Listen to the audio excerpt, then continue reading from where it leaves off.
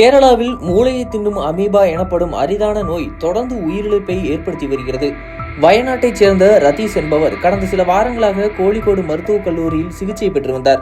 கல்லீரல் மற்றும் சிறுநீரக பாதிப்பு இருந்த நிலையில் அமீபா மூளைக்காய்ச்சல் தாக்கம் அதிகரித்து சிகிச்சை பலனின்றி உயிரிழந்தார்.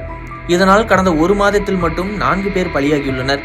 தற்போது கோழிக்கோடு மருத்துவமனையில் 11 பேர் இந்த நோய்க்கு சிகிச்சை பெற்று வருகின்றனர்.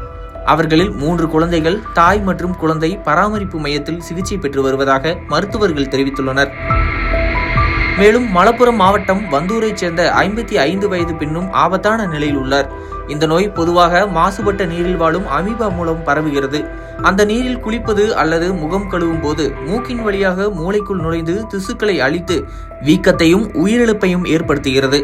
அறிகுறிகள் காய்ச்சல், தலைவலி, வாந்தி, சளி போன்றவையாக இருக்கும். மருத்துவர்கள் கூறும் பொழுது மாசுபட்ட நீரில் குளிப்பதை தவிர்த்து சுகாதார முன்னெச்சரிக்கைகளை கடைபிடிக்க வேண்டும் என்று பொதுமக்களுக்கு எச்சரிக்கை விடுத்துள்ளனர்.